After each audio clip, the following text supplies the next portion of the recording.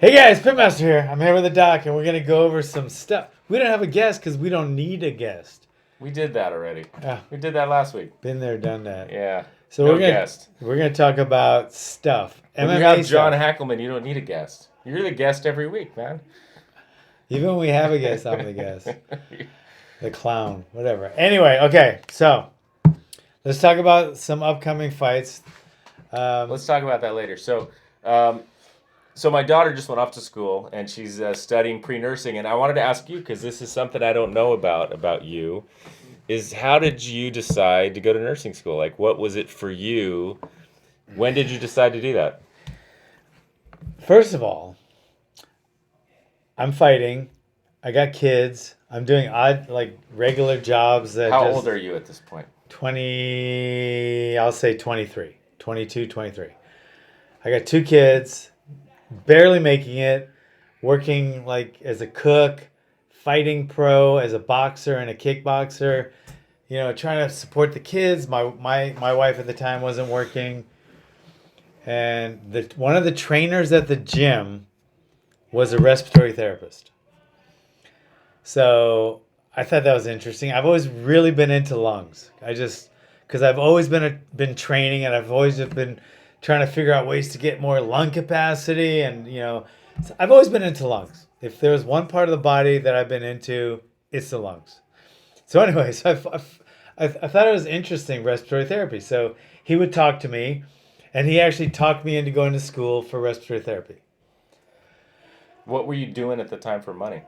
I was working at a place called the Pritikin Longevity Center, which was a diet at the time, the Pritikin Diet, and they had their own center where it was an in-house 30-day program where they would make all kind of promises, like, get your blood pressure down. Even if you're diabetic, they would get your blood sugar in order. And it was a live-in facility where there was a gym.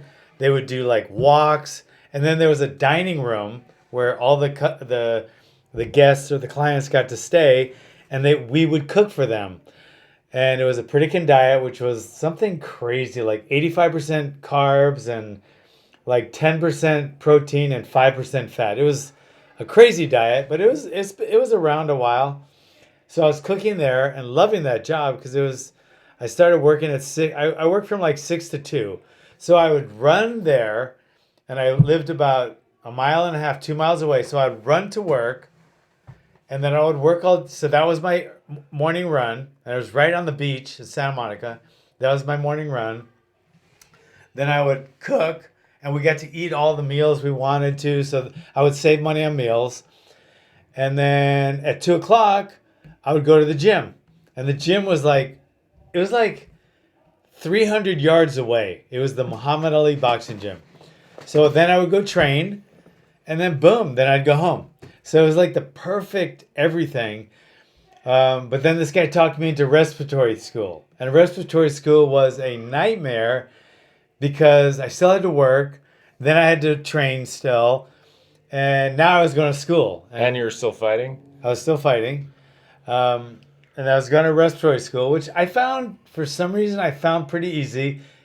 Except for the physics. Because there's physics involved. Because there's so much of respiratory has to do with air and different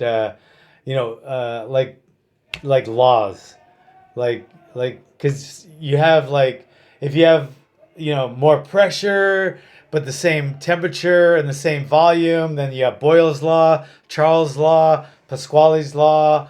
You got the Venturi principle. There's all those kind of gas laws. So that was probably my hardest class was physics. But anyways, I finished respiratory school.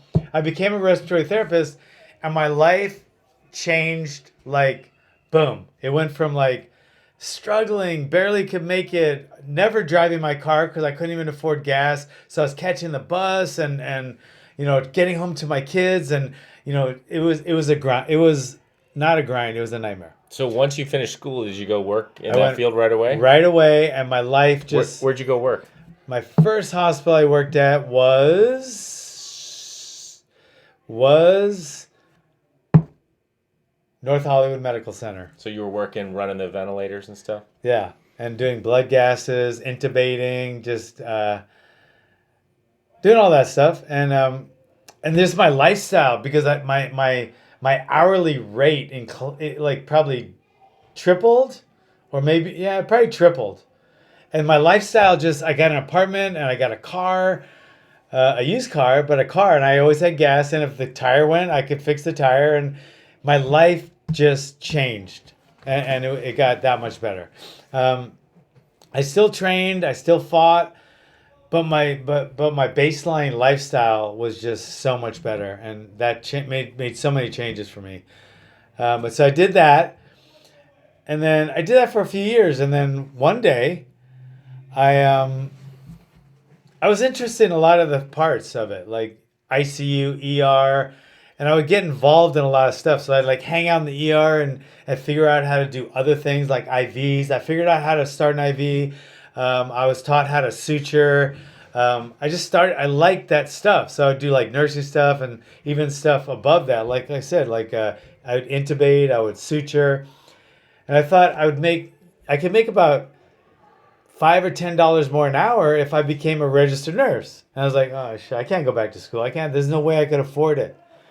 But I did, and I just took a few classes here, a few classes there, and then boom, jumped into the nursing program, and So it was your foot in the door in the hospital, yeah, doing something else that got you interested in the huge, nursing. huge, yeah, and it was a huge help. I mean, Did you meet a nurse that like helped, that you like looked up to No. or taught you stuff, or you just saw what they were doing? no, I just saw what they were doing. I saw that, and I was thinking of moving,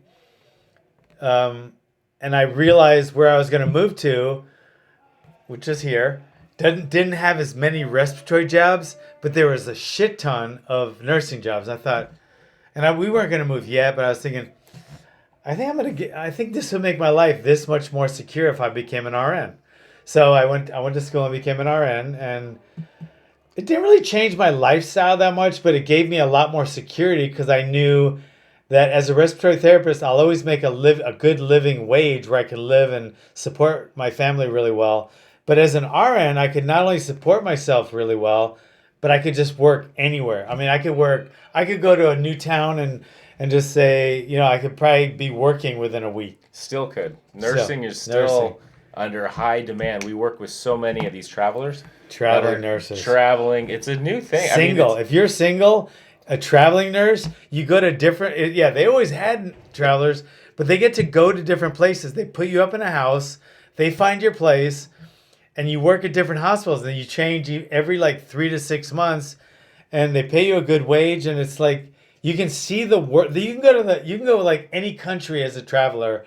It's such a good job. We work with a lot of them that just want to get out and see the world or see different towns, or I think it's a neat way to discover even just this country.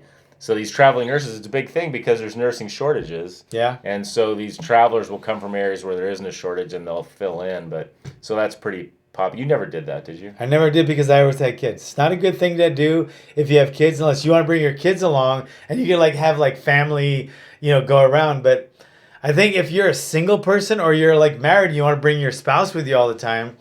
It's a great way to see the country or the world because you can go. There's all kind of countries that take traveling nurses from here.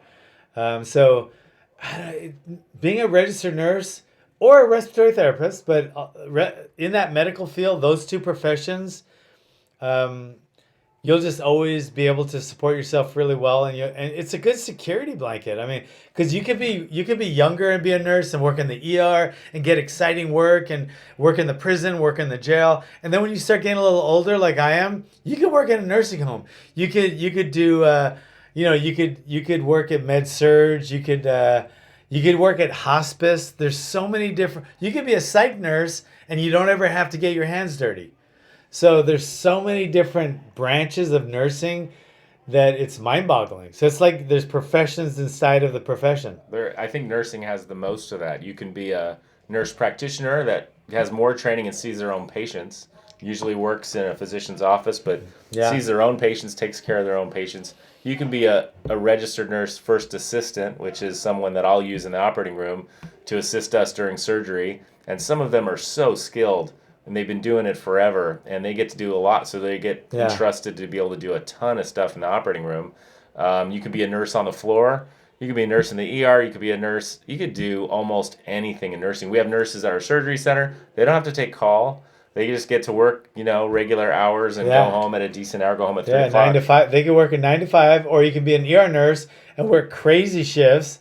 If you like that fast pace, you can work in an ER in friggin' LA, work the night shift, South Central LA, see gunshots, stabbings. I mean, or you can just sit back and work in a med surg in a little town and just have your regular patients and give them their medication 3 times a shift. And it's there's so much work to do as a nurse. I would recommend it to anyone. Like, why don't you just be a doc if you're gonna be a nurse? Well, I could never be a doc. It's like I didn't even thought about being a doc, and I never would want to. To me, it was way too much schooling that I probably couldn't have done. But even if I could, mentally, which I couldn't, I just wouldn't want to spend that much time. I never would want to spend that much time, um, thinking or studying. But as an RN, you can make a really good living. And the schooling's not really that hard. It really is not that hard. Nursing school, I'm not putting down nursing because I'm a nurse. It was not difficult for me at all. I never went home one day and said, "Shit, I don't know how to do this. I can't do this." I never went home one day as a nurse and said, "Oh, I got to figure this out," like I would have if I was an engineer or a doctor or anything. It just it never baffled me. It never stifled me to be a nurse. It was work, and you had to like put in the time and do the things you had to do, but it wasn't above my reach. And I'm a really average guy. I'm not really smart, but this was well within my reach and a way to make a lot of money. So I mean, I would recommend nursing to anyone, and you can pretty much make your own schedule. As You a worked nurse. in that field for quite a long time, didn't you? I worked as a nurse from. I don't know. I worked as an RN. I mean, a RT for like a few years. Then I kind of did both for a little while. And then I probably was an RN from 88 to 2002. Just an RN. Yeah, that's a long time. Yeah. And then before that, I was an RT, there's a lot of similarities to that. But You've been out of it for 16 years? yeah, and I I didn't know that. and I was keeping my license up to this year because I just let it lapse by mistake. But I'm gonna call to get it reenacted because I like to keep my license, even though I don't think I'll ever be an RN again. I just want to know that I can if like this whole karate thing doesn't work out, that I could actually just jump. I could have a job tomorrow. I see more you not the whole karate thing doesn't work out. I just see you doing something like that in some of your free time at some point, like working in a hospice. I can see you doing that. I would love to work hospice. And one of my best friends was an RT with me when I first got my first job, and we did this RT thing where we would deliver oxygen and other things to home pay. It was home care, respiratory home care. And then I left and got into my RN stuff and karate thing. And he took over that business, which some doctor owned it, but he sold it to Folly, and Folly turned it into this huge company that he's done so well in LA. And I've been talking to him on the phone the last couple of days. Weird coincidence. We're talking about maybe me taking some patients or a little bit of work up here. So basically I'd be my own boss, but I get to see home patients that way. They could either be hospice or home health care. So I'm thinking about getting my foot back in the door just because I do love medical, and I'm kind of like gearing down to just kind of do other things. And well, I think the ultimate thing to do is you can do things you want to do. You certainly don't have to do it. But if you had an interest and want to do it, those are the things in life that are fun, at least for me. Things that you go do because you want to do it. You're not making money at it or don't need the money from it. You just want to do it. yeah, So you get to a point in your life where you can do that. I think that's great if you decide to do that. I love it. And one thing you have to do is pay off your house. And my house will be paid off in like 3 years, which is mind-boggling to me. My house will be paid off in 3 years, and that's gonna free up a lot of mental RAM. knowing that your house is paid off, and I come up with nothing. So I was like always in the back of my mind, oh shit, what if I can't pay my rent? What if I can't pay my mortgage? And then once the house is paid off, things are gonna be like, when's your house paid off? My house will be paid off in 10 years. So you'll be a little younger than me, bastard.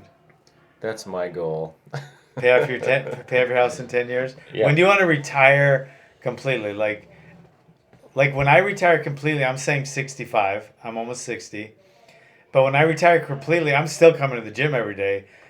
You're not. What are you talking about? You're not going to retire. No, I'm going to retire in my mind. So in other words, I'm still going to come to the gym every day. Nothing will change. But I'm gonna in my mind, I'm gonna say I could be at the beach right now, if I want to. So but now I can't do that because it's like I gotta go to work, gotta go to the gym, gotta do this. But by 65, when I turn 65, I'm gonna retire. But I'm still gonna go to the gym every day. But I'm gonna do it because I want to instead of I have to. Well, we have a partner that's older in our group that he's working part-time now and he loves it because he could retire, but he's just doing it because he enjoys it and he's working just a couple days a week. So for him, I talked to him about it and he just totally loves what he's doing because he's choosing to do it. He doesn't need to do it for money. He just loves what he does, and he has so many skills that he's built up over such a long time and he's good at it that it's a shame to leave. Like I have a neighbor also that is a doctor and he retired, and he's a young guy, and it's kind of a shame that he did because he's so good at what he does. So for me, like I love what I do.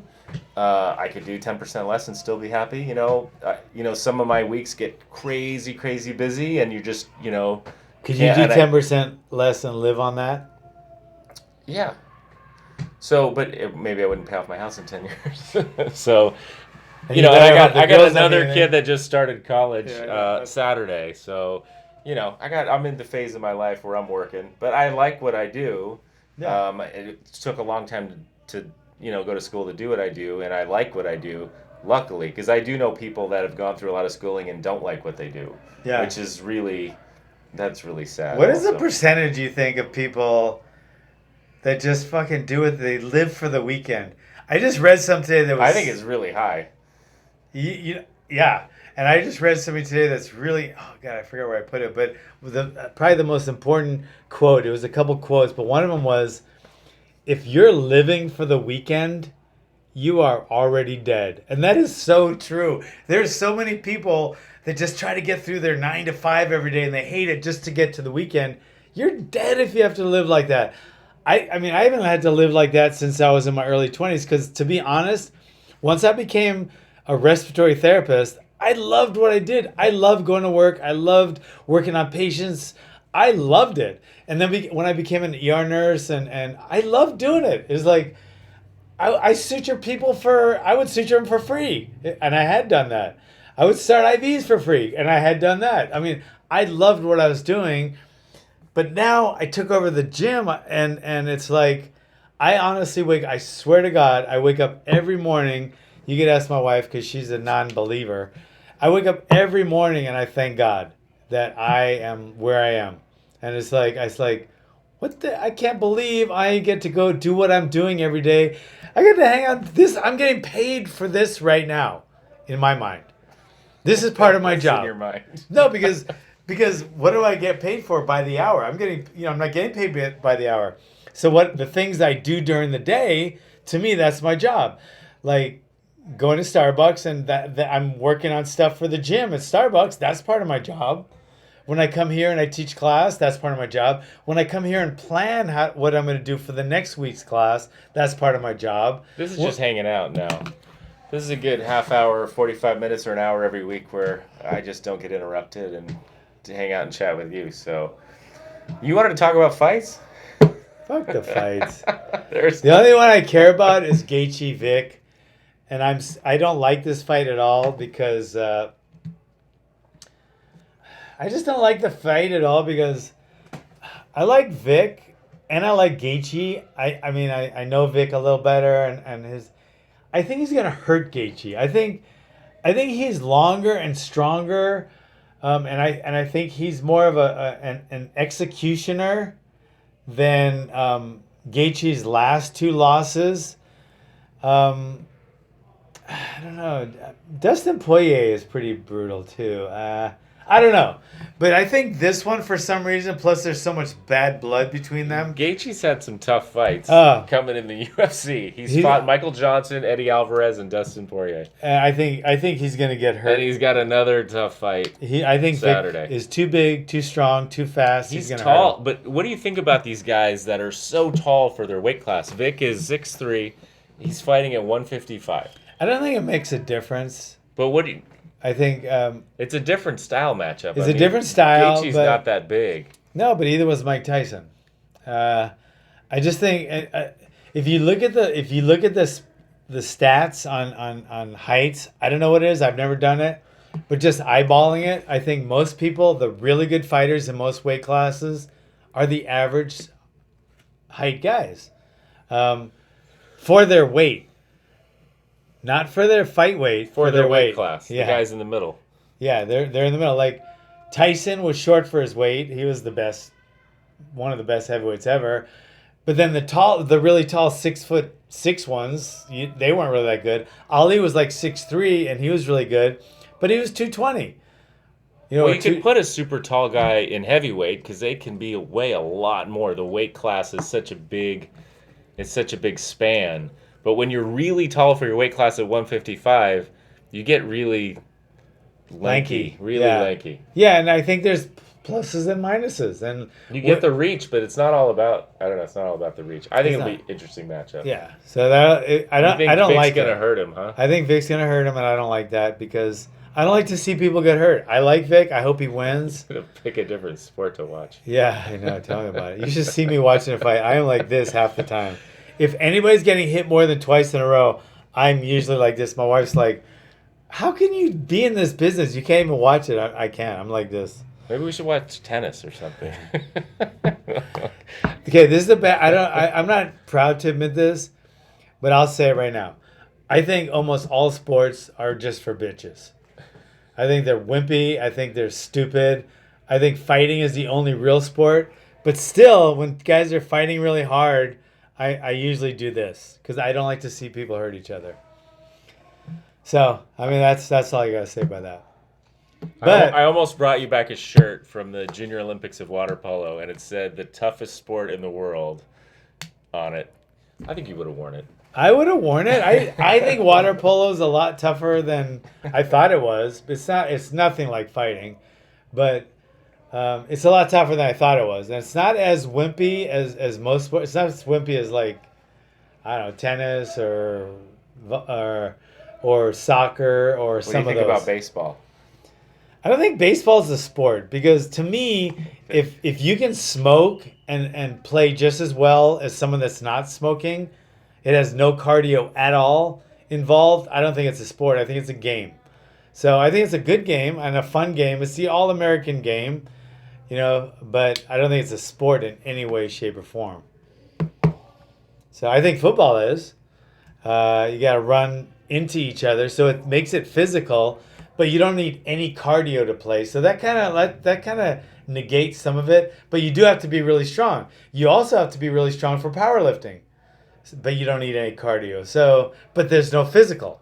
So I don't know. To me, to make it a real sport, there has to be cardio and there has to be contact. Cardio and contact, or else it's not a full sport. I just came up with that. Yeah. But it's a good one. Cardio and contact. Well, the ultimate cardio and contact is fighting. Is MMA, yeah. Yeah. So the cardio is insane. Yeah, like and then running, you need a lot of cardio, no contact, right? Football, there's a lot of contact, no cardio. So that's my new thing. That is a You better meme. write it down because I will forget. You're going to ask me later what you said. Well, it's recorded. Here, you can go back and listen to it. So cardio and contact. Okay. So anyway, speaking of cardio and contact, let's talk about... Don't say it. What? Go on. Go on. Okay. Confidence. Cardio, contact, and confidence. Confidence, it's been bugging me lately because it's always been bugging. It's been bugging me for a while. To me, confidence without competence. And they sound like the same word, so you probably not even telling the differences. Confidence with an F and competence with a P. Okay, confidence and competence. If you don't have competence with your confidence, right? Then that is called a false sense of security. You're like, it's like if your platoon leader gave you an M16, right, to go fight the enemy, but it was empty. It was not loaded. But you did not know that because you thought he gave you a loaded gun. So you go look at you go to confront the enemy with a lot of confidence, say, I'm going to shoot him first, but your gun's shooting blanks. So you're going to die. And that's what happens when you learn these crazy karate moves that mean absolutely nothing, and you think you have confidence because, well, my instructor said that I could hit the sternum like this, then it's going to stop his heart, so I'm just going to go in there and do that. So now you have this confidence without any competence of learning real techniques. So you'll take a fight with someone that's trying to attack your family, and you try to do that, and then the guy looks at you and smiles and continues to beat the shit out of you.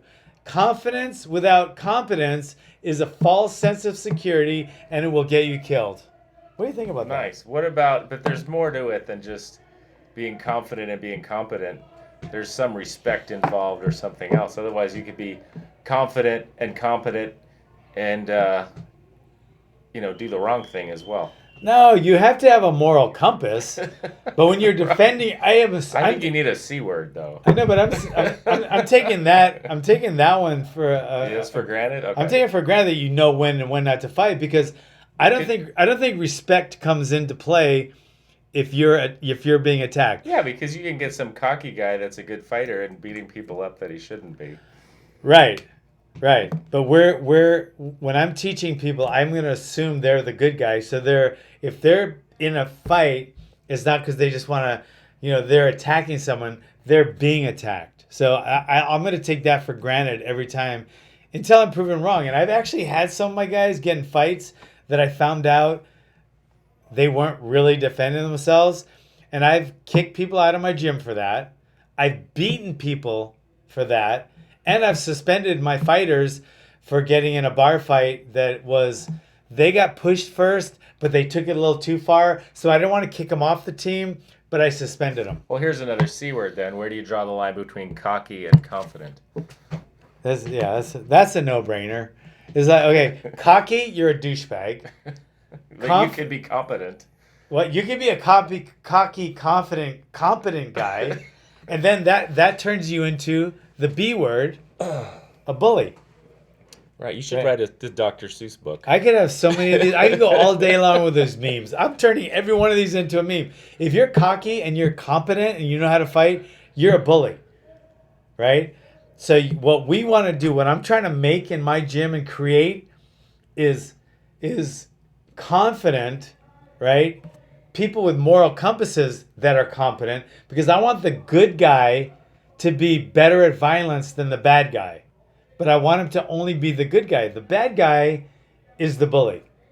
It's being a martial arts instructor, you have to go on that line, like, I want to teach my guys how to fight and to defend themselves. But then you're always nervous in the back of your mind. What about that one guy that turns into a freaking douchebag and he uses what you taught him for bad things? And you can't take it back. I can't take him back.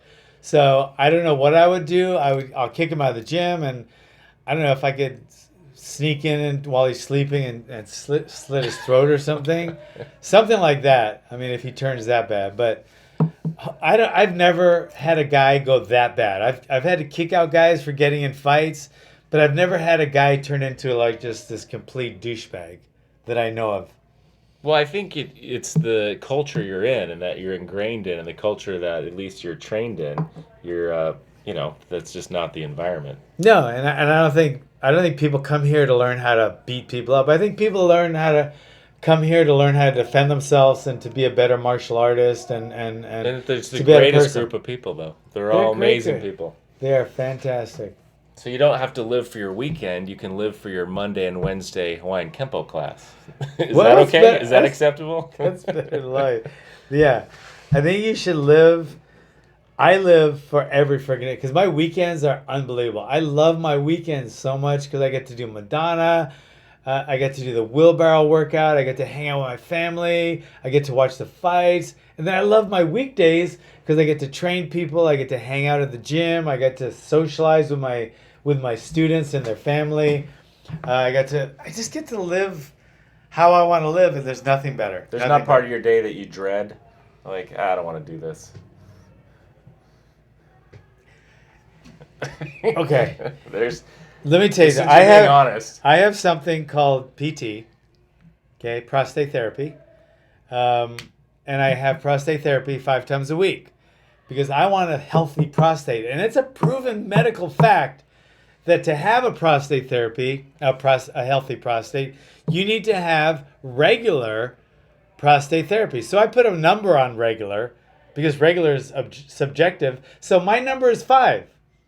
So I have to have prostate therapy at least 5 times a week to stay healthy. But let me tell you the days I dread. The days I dread are those days where my prostate therapist wants to go an extra, she wants to work overtime and do that extra day. That is my nightmare. I'm glad you said she. Anyway. Awkward. John's making up his own medicine. I don't know if he learned that in medical school, I guess. No, I didn't. I know that because I've studied. I'm a biohacker. Okay, I learned that from the Bulletproof guy, Dave Asprey, who I love the Bulletproof Diet. I love the Bulletproof Coffee. I love the fact that there's so much of that stuff going on now. Like with Joe Rogan and just people are so into the keto and different kind of lifestyles. So speaking of that, and the diets, and the Pritikin diet, and the carbs, and the lifestyles, and the fads, because every diet It's a fad. There's so many. is a fad. And the newest one is low carb, or no sugar, no grain, or whatever you want to call it. And there was data that just came out. I'll have to look at the study. But the highest incidence of mortality was in the low carb group. The regular amount of carbs actually had the longest longevity, the lifespan. Right. And then the high carb was better than the low carb. And Yeah. if you study the populations, these people eating low carb diets that are high in animal fats and animal protein actually don't live as long. So that's an interesting thing. Studies is. data that's now coming out as of like this week Right. on this fad of there's no carbs, Right. because you're replacing those carbs with other calories, Right. and you're replacing with proteins, which sounds good, but there is some evidence that if you're replacing all that with animal proteins, and that's mainly what you're eating, Right. the mortality may be And- higher. and There's a then lot of variables involved. I don't A know all lot. the details. There's so many. But just talking about low carb diets, that's how people lose weight. I'm just going to eat bacon and butter or whatever they eat. And you're like, Yeah. I'm losing weight. That's not always necessarily a good thing. So these It's things not. come in cycles, and you look back at all these diets. You look at this Pritikin diet back in your first, when you were first working, and I went on that diet because Pritikin himself, what did it do to you? it made me, I felt so good when it came to light, and I felt like cardio. I could jog all day, but I could not. I just didn't feel tough at all. I didn't feel like I had any kind of dynamic strength. I used the bathroom like 12 times a day because I ate so much carbs, and a lot of the carbs were vegetables and fruit. But I didn't. My energy was never where it is now. Now I'm not on any real specific diet. I do have a lot of fat, but I eat carbs. I'm not when they say no carbs, these keto guys, they mean no carbs. Keto is no carbs. They're like no fucking carbs. So I'm kind of in the middle. When I say lower carbs, it's just I'm just not normal like everyone. Like so many people just eat starches and they call those carbs, but they're starches. They're different. But people love their starches. I mean, when you go to a restaurant, they give you a whole thing of bread so you can start eating your starches. Then your meal. It's amazing. Yeah, it is. But I don't feel good eating that. I just feel because of my insulin spikes, I feel like this when I mean that. But when I eat more of a dense diet, whether it's animal fat or a lot of avocados and a lot of nuts and then some protein, but a lot of green vegetables. I just feel like this throughout the day. Another thing, even just as important, and maybe just as important, and maybe even more important, I think when I change up my diet a little bit, like I do here and there, but I haven't changed my intermittent fasting. I think that's the common denominator. I hate that word. I hate when people say common denominator. I actually want to slap people that say that, but I just did. So anyway. All right. So the common denominator is my intermittent fasting. So I'm going to say that's it. I think also eating a lot of greens, very little fruit. Fruit is sugar. I mean, sucrose, fructose, all these things are sugar. So to me, if you eat a lot of fruit, it's like that much better than eating a lot of candy because you get such a high spike of sugar. But anyway, especially if you juice it all, take out all the fiber, and drink a glass of orange juice. Drink 10 oranges with no actual orange or fiber. It's to me, it's. I think it's good once in a while and it tastes good, but don't kid yourself. You're fucking. If you don't eat a lot of sugar though, I can't even drink juice because you just get so sensitive to sugar that you don't need much. Yeah. You don't need much sugar. The diet I've been on, and intermittent fasting with so little sugar and fruit, I'm so dialed into now what I want because like I'll eat some meat, I'll eat some greens, I'll eat some some avocado, and then I'm full. And then when I'm full, I'm full. I just put my plate away. It's like my dogs are happier now than they've ever been because they get so much leftover stuff because I don't eat everything.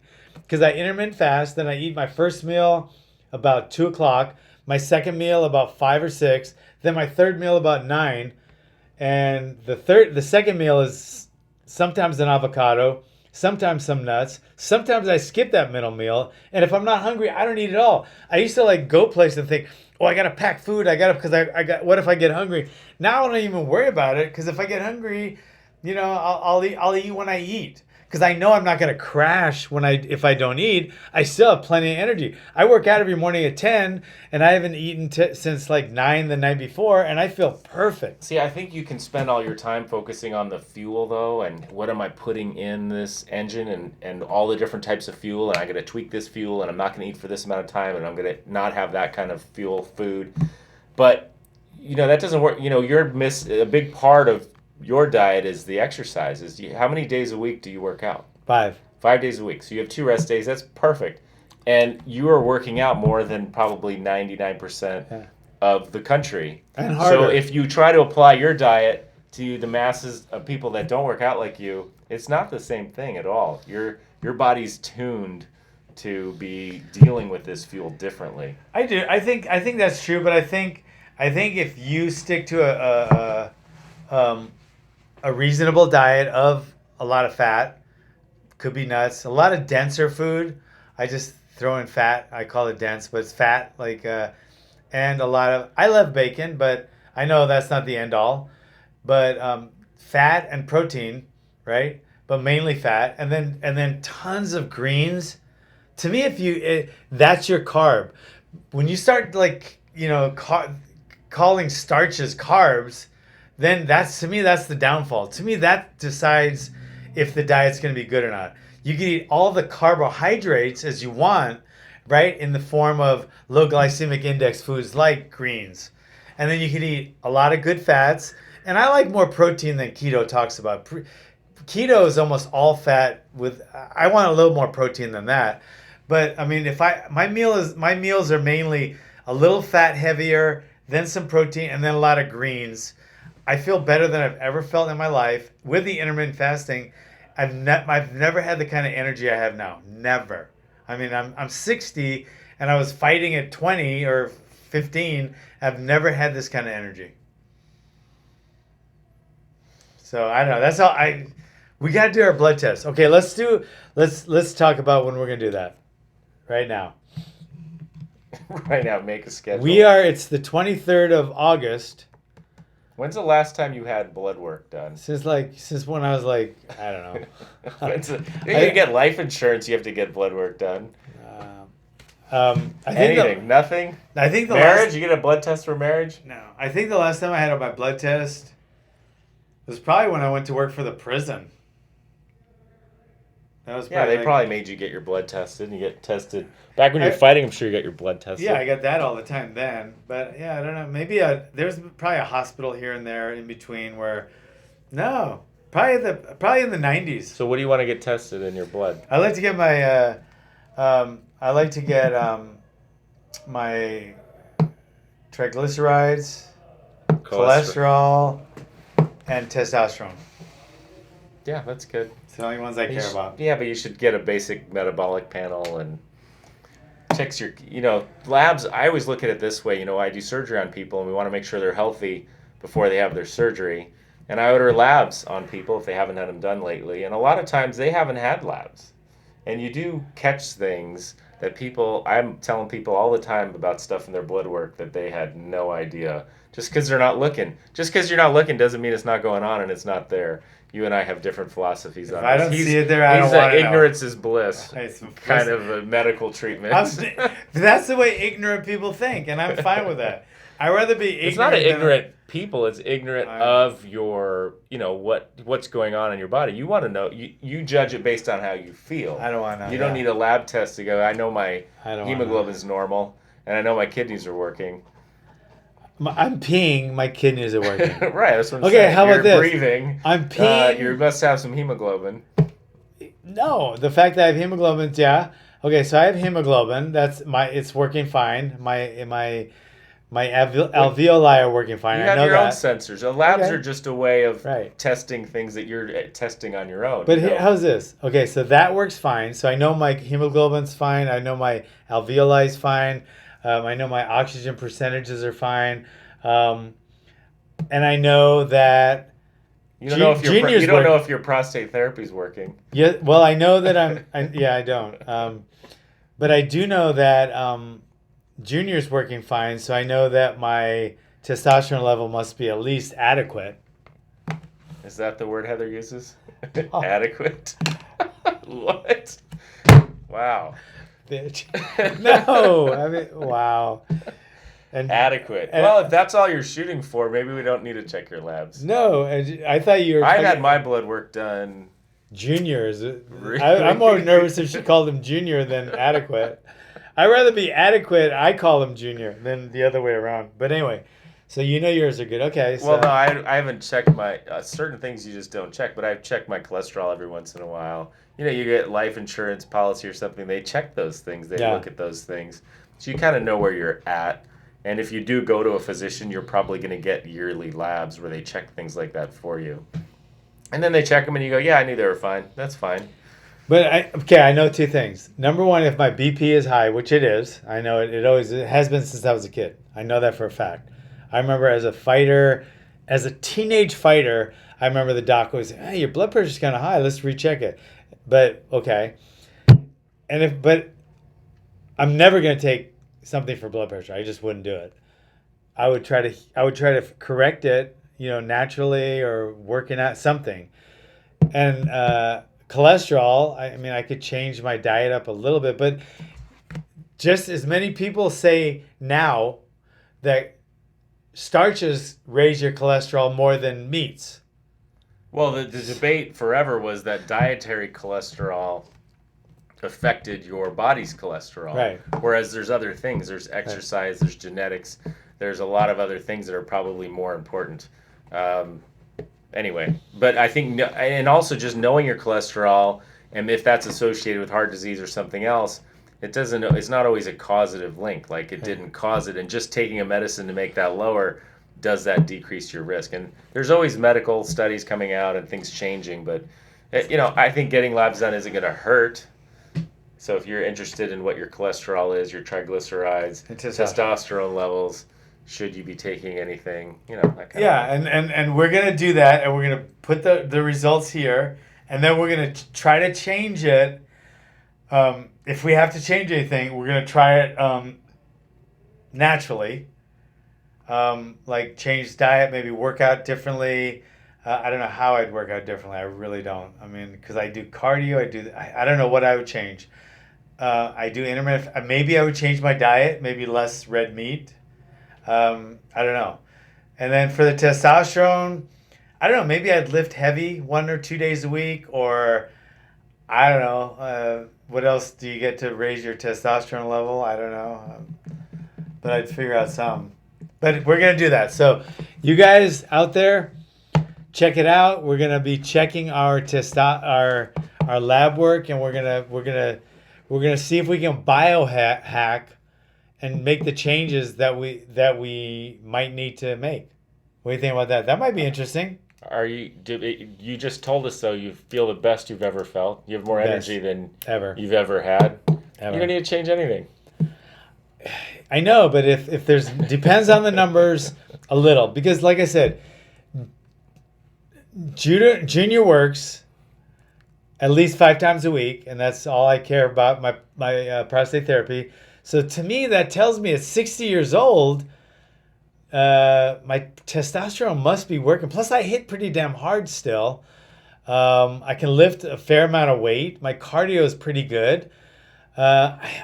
Even if the testosterone number was low, I can imagine if it was higher the way I'm feeling and performing.